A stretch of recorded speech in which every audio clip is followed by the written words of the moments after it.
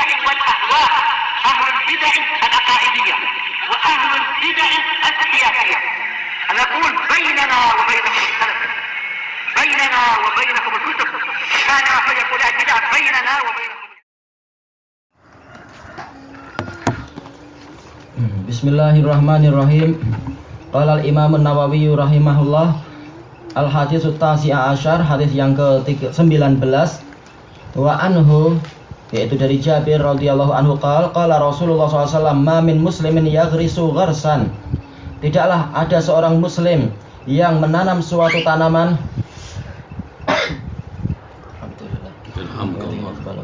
illa ma ukila minhu lahu shadaqah, kecuali apa saja yang dimakan dari tanamannya tadi itu menjadi sedekah untuk dia. Wa ma suraqa minhu lahu shadaqah, dan apa saja yang dicuri dari tanaman dia itu jadi sedekah untuk dia. Wala yarza'uhu ahadun, dan tidaklah diambil oleh seseorang, diambil illa kana lahu shadaqah, kecuali itu menjadi sedekah untuk dia. Rawahu Muslim. Wa fi riwayatin lah, riwayat Muslim juga, fala yaghrisul muslimu gharsan, tidaklah seorang muslim itu menanam suatu tanaman, fayakula minhu insan, kemudian dimakan oleh seseorang, wala dabah, atau seekor binatang melata, wala toir, atau dimakan oleh burung-burung, illa kana lahu shadaqatun ila yaumil qiyamah, kecuali dia itu pasti akan mendapatkan nilai sedekah sampai hari kiamat. Wa fi riwayatin lah, masih dalam riwayat Muslim, la yaghrisu muslimun gharsan wa la yazra'u zar'an, tidaklah seorang muslim itu menanam suatu tanaman, atau sama ya, yazra' ya, menanam, hampir sama. Fa ya'kula minhu insan, kemudian dimakan oleh manusia, wala dabah, atau binatang melata, wala syai', atau yang lainnya, illa kanat lahu shadaqah, kecuali itu pasti menjadi sedekah untuk dia. Wa rawayahu jami'an min riwayati Anas, Bukhari Muslim meriwayatkan semuanya dari hadis Anas. Wa qaluhu yarza'uhu ay yanqusuhu, menguranginya. Baik, mengurangi. Dari hadis ini kita mendapatkan kabar gembira dari Rasulullah SAW tentang besarnya nilai pertanian. Yaitu apa? Makanya para ulama berselisih pendapat. Amalan apa? Pekerjaan apa? Ayu hirfatin afdal. Pekerjaan apa yang paling utama? Masing-masing mendatangkan dalil. Yang lebih mengutamakan pertanian mendatangkan dalil-dalil ini, hadis Jabir dan hadis Anas, dan juga hadis yang disebutkan oleh Syekh Albani di dalam kitab Shahihah itu. Ana lupa lafadznya. Idza taqumu yaumul qiyamah wa ala yadi ahadikum habbah falyazra'ha. Kalau datang hari kiamat sementara di tangan salah seorang dari kalian itu ada satu biji, hendaknya dia tanam. Menunjukkan apa? Tetap walaupun ini sudah datang hari kiamat, ini masih kesempatan beramal engkau selama masih hidup. Seakan-akan demikian. Menunjukkan apa? Ditekankannya masalah pertanian. Apa bukti keutamaan pertanian itu? Yaitu dia mendatangkan pahala yang luar biasa banyak. Dia itu dimakan oleh seekor binatang, atau dimakan oleh manusia, atau dicuri, atau burung, ataupun yang lain-lain, maka itu akan menjadi nilai sedekah untuk dia. Padahal dalam sehari berapa burung yang memakan satu buahnya, atau kurang dari satu buah, atau lebih, dan seterusnya. Dan pencuri, berapa yang diambil oleh pencuri. Kemudian sedekah, dia sendiri ingin sedekah untuk anak istrinya misalkan, dan seterusnya dan seterusnya. Dan juga ulat, berapa banyak yang dilobangi oleh ulat, atau ditebuk oleh tupai. Masih banyak binatang-binatang yang semacam itu, juga dimakan oleh semut sebagiannya. Semuanya akan bernilai sedekah untuk dia. Tapi dengan syarat apa disebutkan di sini? Syarat sahnya amalan adalah ayyakuna muslima. Syaratnya dia adalah muslim. Makanya Syekh Utsaimin mensyaratkan apa? Syarat sahnya Islam, syarat sahnya amalan itu bukan hanya dua, bukan hanya ikhlas dan mutaba'ah, tapi yang pertama adalah dia harus muslim. Kenapa? Karena memang tergambarkan terkadang bahwasanya ahlul kitab itu ada yang ikhlas, tapi nggak diterima karena dia kafir. Tapi apa? Keikhlasannya itu tidak disia-siakan oleh Allah. Di dunia dia mendapatkan rezeki, tambahan rezeki dengan sebab dia ikhlas. Ikhlas kepada apa? Tuhan Bapa. Itu ikhlas juga, cuma apa? Dia kafir, maka tidak terima.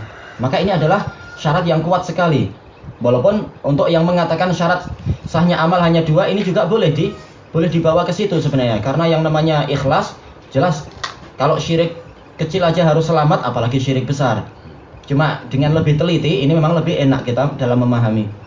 Ibnu Utsaimin dan lain-lain mensyaratkan syarat pertama harus Islam sebelum ikhlas. Maka di sini dalam sekian banyak hadis yang diurutkan ini, lafadznya syaratnya adalah dia itu seorang muslim. Menanam suatu tanaman, sama saja dia itu kemudian memberikan secara ridho ataukah dalam keadaan dia tidak tahu ternyata dicuri. Ini semuanya bernilai sedekah di sisi Allah Ta'ala. Jadi tidak disyaratkan. Ini termasuk keutamaan yang disebutkan oleh para ulama, keutamaan pertanian. Bahwasanya seseorang terkadang mendapatkan pahala bukan dalam keadaan dia itu tidak niat beramal. Karena apa? Dicuri.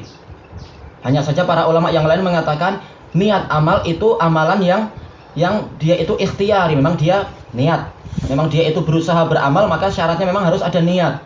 Adapun sementara ini dia bukan masuk dalam amalan ikhtiari, tapi dia masuk dalam masalah musibah. Sehingga apa? Masalah dicuri, masalah diambil binatang, ini bukan ikhtiar dia, tapi ini masuk dalam masalah musibah. Sementara kita sudah lewat dalil-dalil tentang apa? Bahwasanya musibah mendatangkan pahala. Maka tidak ada pertentangan di kalangan ulama sebenarnya dalam masalah pembahasan perincian semacam itu tadi. Adapun kelompok yang lain lebih mengutamakan apa? Perdagangan. Karena mereka mendatangkan suatu hadis dan hadis ini ada di Sahih Musnad. Yaitu Rasulullah menyebutkan bahwasanya amalan yang terbaik adalah apa? Adalah kasbul abdi min halal, yaitu upaya mendapatkan harta dari sang hamba dengan cara yang halal. Perdagangan, yaitu jual beli dan sebagainya. Kemudian mereka menyebutkan bahwasanya para sahabat kebanyakan dari Quraisy, kebanyakan dari Muhajirun adalah pedagang.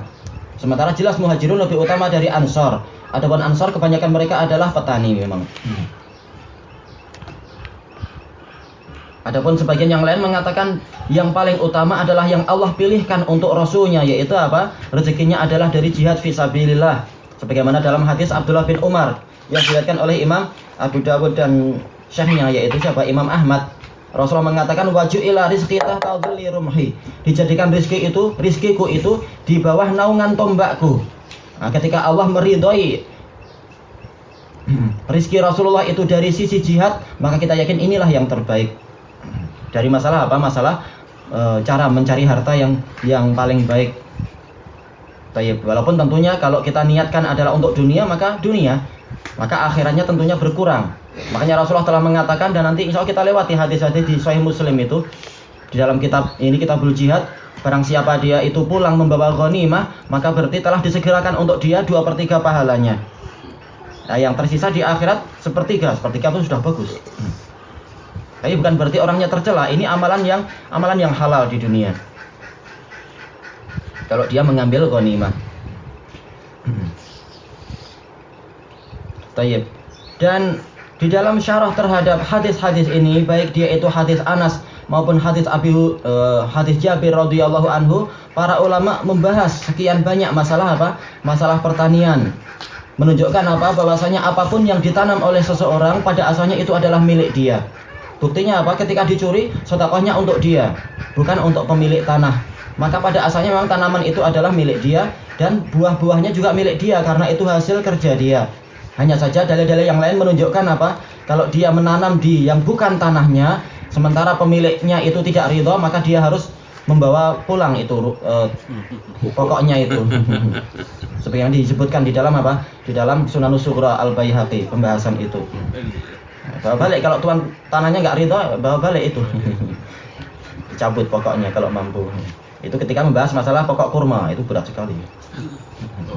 Sekarang ada mesin. Wah, itu ya. Tayyib. Dan dari hadis ini kita mendapatkan faedah bahwasanya pahala tersebut berlangsung selama tanaman itu masih ada.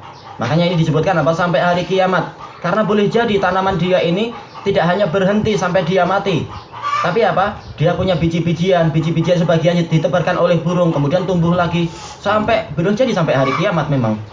Selama apa? Tanaman ini masih ada kaitannya dengan tanaman dia, maka dia akan terus mendapatkan pahala karena dia sebagai apa? Penyebab adanya kebaikan-kebaikan tersebut. Kebaikan untuk apa? Untuk para makhluk tersebut. Makanya dari hadis ini pula diambil faedah, boleh jadi seorang hamba itu menjadi sebab tersebarnya rizki bagi para hamba, baik manusia, rizki bagi pencurinya dosa, tapi orang ini dapat pahala. Atau ada untuk rizki untuk burung-burung, atau rizki untuk apa? Untuk ulat. Makanya kita tidak tahu berapa banyak pahala yang Allah Ta'ala siapkan untuk kita. Boleh jadi tanpa kita sadari kita telah mendatangkan rizki kepada apa? kepada semut-semut dan lain-lain karena dia memanfaatkan sisa makanan kita. Kita sudah tidak memerlukan, ternyata binatang yang lain mendapatkan faedah. Makanya betul di dalam hadis Ibni Mas'ud itu, wala yahliku 'alallah illa halik.